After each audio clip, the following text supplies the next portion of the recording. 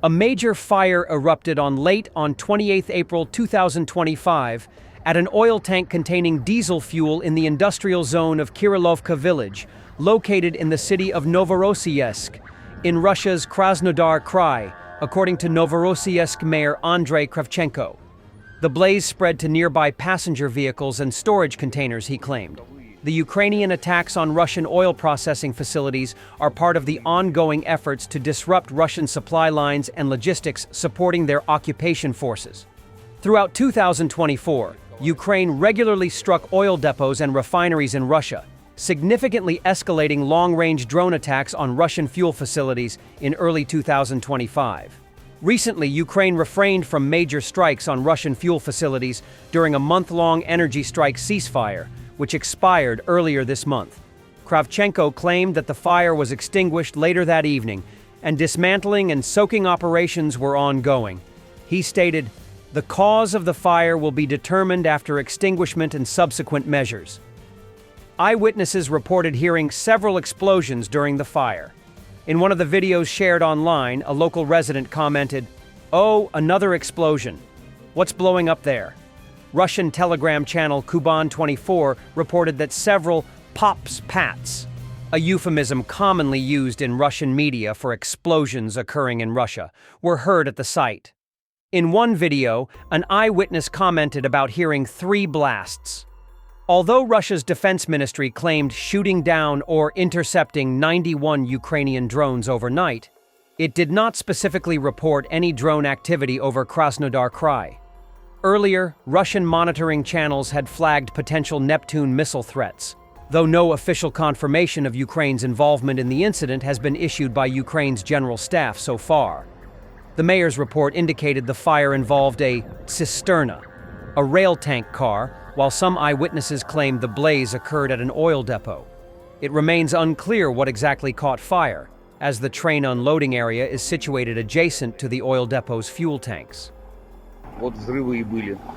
The Knights of the Winter Campaign Brigade defeated a combined Russian assault in the Toretsk sector.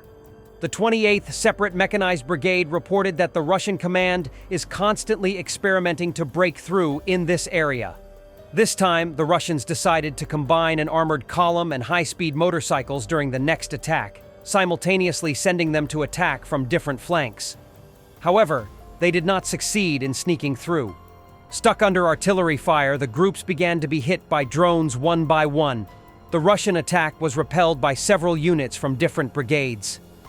Pilots of the 28th Brigade from the Spalak Airborne Assault Vehicle, Kurt and Company, RV of the 3rd Mechanized Battalion, as well as our friends from Phoenix, 93rd Kolodny Yar OMBR were working, the military reported. The Russian unit was first struck by attack drones and then neutralized by Ukrainian infantry. The Ukrainian General Staff said that the enemy attacked once near Dokhny in the Toretsk sector. Toretsk is important for Ukraine because it allows it to keep Russian positions under fire control, protects the Konstantinovka-Kramatorsk agglomeration, and is a springboard for a potential offensive on Horlivka. After the fall of Avdiivka and the subsequent advance of the Russians, the Ukrainian armed forces group defending Toretsk found itself in a difficult situation. Russian troops actually posed a significant threat to the area, advancing to the north of it near Chasiv Yar and to the south in Okcheretine. One of the main logistical arteries of the Ukrainian army, the Pokrovsk-Kostiantynivka highway, was threatened. Due to heavy losses in armored vehicles, the enemy is increasingly using more affordable vehicles. In one area, the Russians also used vehicles with anti-drone protection to storm the positions of the defense forces. Russian forces are attempting to fully occupy Donetsk and Zaporizhzhia oblasts, aiming to reach the Dnipropetrovsk Oblast boundary, Ukrainian military spokesperson Vladislav Voloshin told Ukrainian TV broadcasters. Voloshin noted that the front line remains fluid around Orikhiv, Zaporizhzhia Oblast. The enemy is trying to break through our contact line there, establish a bridgehead and seize it, he said.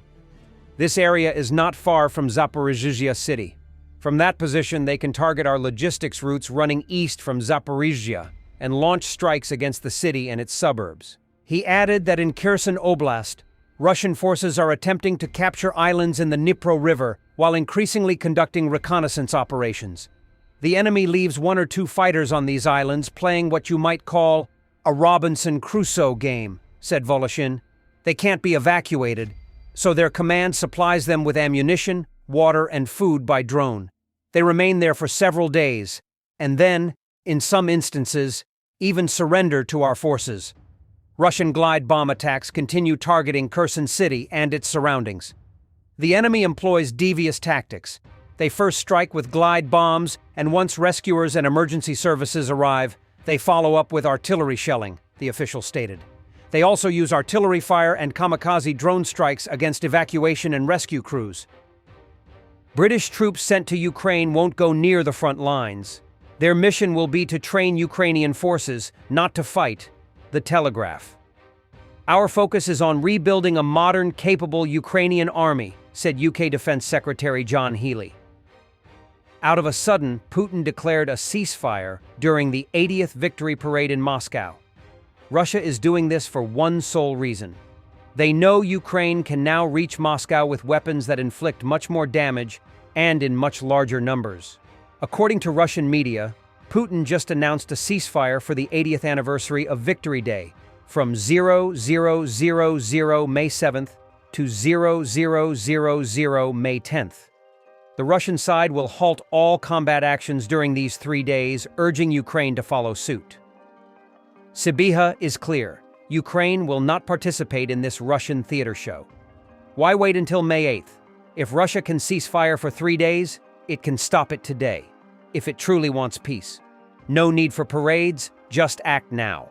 Ukraine's Deputy FM Andriy Sibiha on Putin's self-declared truce proposal. Territorial Recruitment Center personnel without combat experience or health restrictions will be reassigned to military units in active combat zones, Ukraine's General Staff announced on Telegram on April 29th. Their positions will be filled by service members who sustained injuries or concussions and are unfit for frontline duties due to health limitations, the statement reads. Between 2022 and 2025, all TRC leadership underwent rotation, resulting in nearly 70% of TRC personnel having combat experience. Additionally, about half of TRC staff are veterans wounded or concussed during combat operations. On March 26th, Ukraine's Human Rights Ombudsman Dmytro Lubinets said he was prepared to present a report to Parliament on violations by TRC personnel. On September 23, 2024, Defense Minister Rustem Umerov announced plans for TRC reform, stating that the Defense Ministry had tripled conscription targets. On December 10, MP Fedir Venislavsky, a member of the National Security Committee, acknowledged many problems with conscription, but said rapid reform during Russia's invasion was unfeasible. On December 20, the Defense Ministry confirmed it was developing a comprehensive TRC reform plan. Thanks for watching, and don't forget to subscribe. Also, if you want to support Warthog Defense, please become our member and get early access to new videos, exclusive members-only videos, and become administrator in comment section. The membership link is in the description. Every day. We had a guy last week, it's 6 rescues in 6 days. He's doing the job every day.